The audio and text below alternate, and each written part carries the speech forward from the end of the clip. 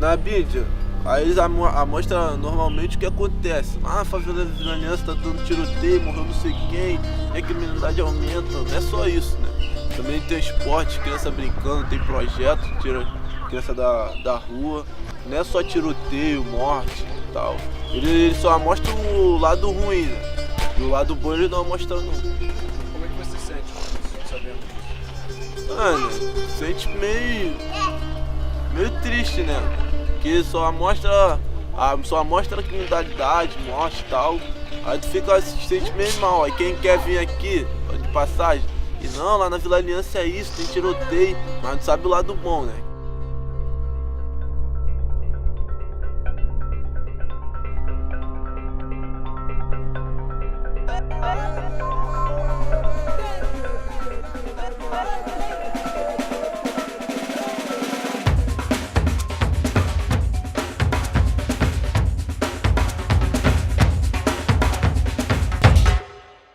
So we're in Vila Aliança. It's a neighborhood that's out in the suburbs. It's a neighborhood that kind of got started in the 60s and 70s when there was a kind of a political view by the government of burning a lot of the communities, the poor communities in the South Zone and the rich neighborhoods, and moving people out of the downtown area to the suburbs, right? So a lot of that has turned into these really huge communities, really huge poor communities where you find a lot of violence and stuff like that. We're in one of these communities, which is Vila Aliança, and we're visiting a project that is also supported by IBIS, which is Ponto BR is the name of this project. This is Paulinho, he's the coordinator of the project. Galera aqui, eu vou explicar para vocês já que vocês estão aqui. Essa galera aqui tá vindo do Canadá. Trabalho com uma organização lá no Canadá também que trabalha com cultura de hip hop, né? E eles foram chamados para tocar nesse festival de hip hop do CUFA, chamar a galera pra tocar, né? Fazer uma apresentação junto com eles enquanto que eles estão cantando e mandar lá no festival.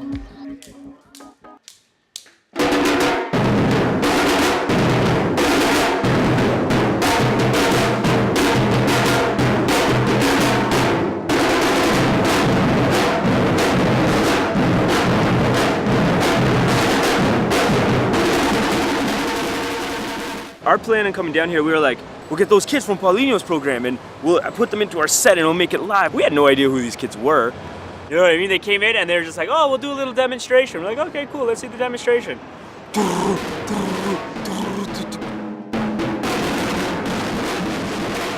We're sitting there like,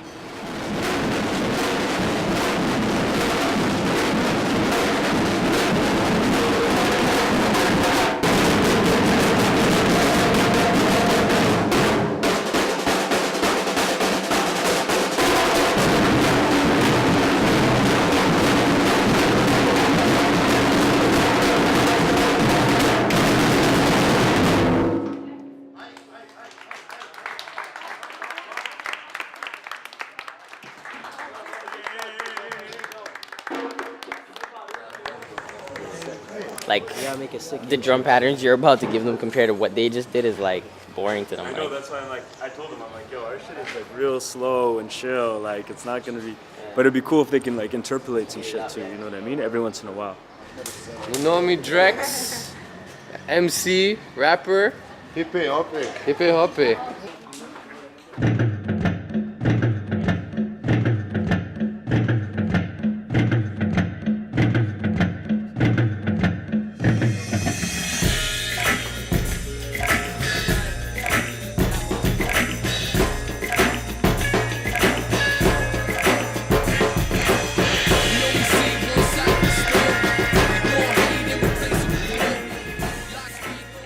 Like, damn, we never done this before. Like, I've never played with a live drum like group. And Paulinho, he was just really like focused and wanted to prove to all of us that he was gonna do a good job.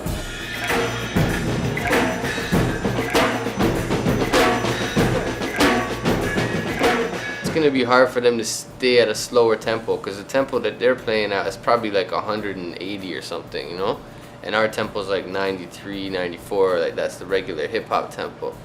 And the patterns, they were getting the patterns easily, but they kept going faster and then slower and falling off beat.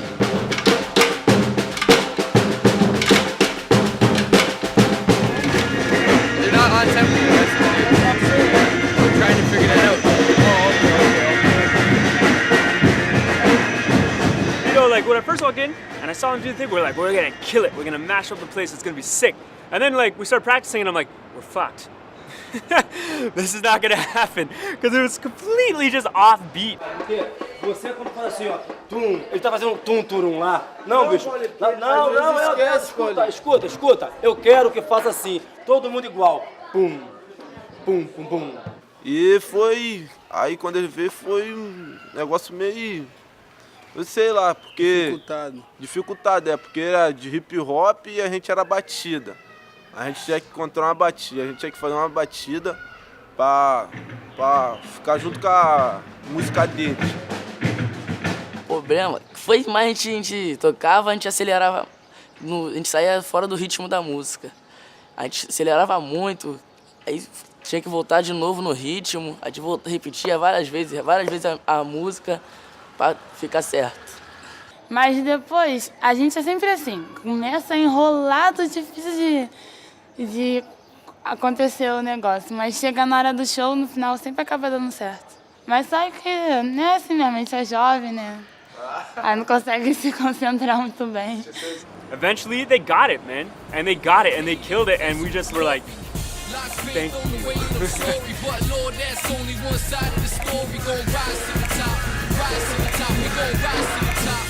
Yo, we gotta say that Paulinho is the man. This guy is an ill instructor. Like he's like, went from the most intricate, crazy up-tempo percussion rhythms, and now he's teaching them something completely different in a matter of minutes, and they're like catching it. So like, definitely huge shouts to the kids, the youth are incredible, like what they're doing. But Paulinho's the man. Bom, o primeiro efeito que eu espero que tenha, são vários efeitos, né, na verdade. Mas o primeiro é que eles tenham a ambição cultural, entendeu? Que acabe com as limitações que existem culturais entre a favela e o asfalto, né? Eu sempre falo para eles que eles têm que ter a cabeça erguida para entrar em qualquer lugar, entrar e sair de cabeça erguida. E eu espero também que fortaleça mais assim a autoestima deles, sabe como é que é? Que vários meninos na favela entram pro tráfico porque quer estar ali perto do cara de fuzil, porque todo mundo passa e fala bem daquele cara.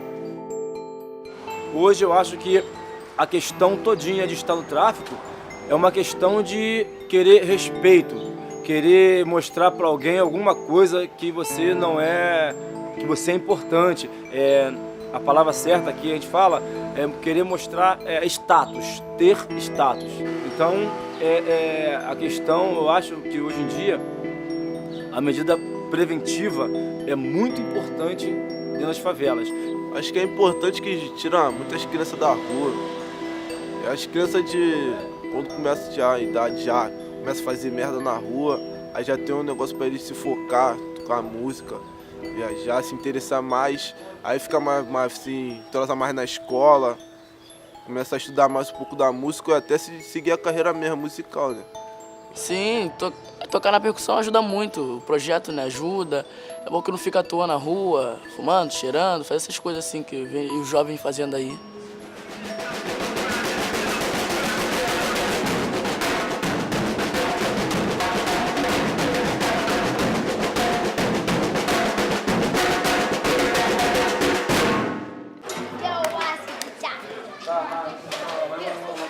You're singing the words. I mean, yeah, for sure it's gonna work. Yeah, it's gonna work. I mean, we have a lot of rehearsing to do, but we have a lot of time. We have today, we have tomorrow, and then we have an hour sound check, the day of the show. So we're good, man.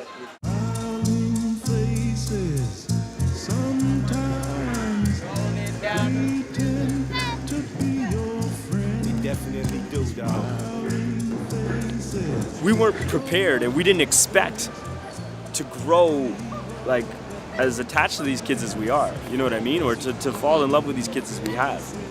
Seeing them in their community and walking through their community, was an experience in itself. Man, that's a favela. Like, that's a real favela. We're gonna see like 18-year-old kids in the middle of the street on lawn chairs holding AKs. Guys with walkie-talkies when we walk by, they're walkie-talkie and somebody telling us that we walk by them or whatnot. But they're with Paulino, and Paulino is like the godfather of the community. Like, all of these parents trust their kids with him and trust their lives with him, you know? So, like, if they're with Paulino, they're safe, and their parents know that. If I was to use one word to describe what it's like in the favela, I would say intense. You know, I would say there's intense beauty. I'd say there's intense poverty. I'd say there's intense creativity. There's intense threats of violence. You know, and everything about it is intense, and there's almost an electric way of living that is as once like full of energy as much as it is lying dormant and running in the currents of the communities that we walk on. It's a tough neighborhood. I mean, the drug trade there is very strong, very, very well fortified inside the neighborhood, very heavily armed, and very present. Just the other day, we couldn't go in because the police were having an operation there that killed 3 people in front of the center where the drum group of Ponte BR rehearse. A Vila Aliança é uma das comunidades consideradas a mais perigosa, né, da Zona Oeste. Perdi muitos amigos, né? Perdi muitos amigos que foram pais de alunos meus, que a maioria dos meus alunos não tem pai, morreram no tráfico, morreram por assalto ou estão presos. A gente tem que viver sempre aguardando que aconteça alguma coisa perigosa, porque nós vivemos ao lado do tráfico. A gente não se sente seguro não, mas para acabar com isso, os polícias veio para tentar acabar com a criminalidade. Não é sempre seguro. Aí vai que você tá em casa sozinho, sua mãe saiu para trabalhar, os polícias chegam, te confundem com o bandido e te matam. Fogo. Ninguém se sente... Sem ter necessidade. Então não se sente segura porque... Não, dentro da sua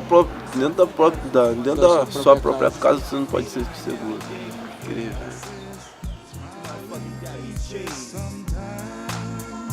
It's October the 31st, souls, these Halloween masks beyond me. Laughing, I see y'all niggas. I know y'all see me too. Yes, sir.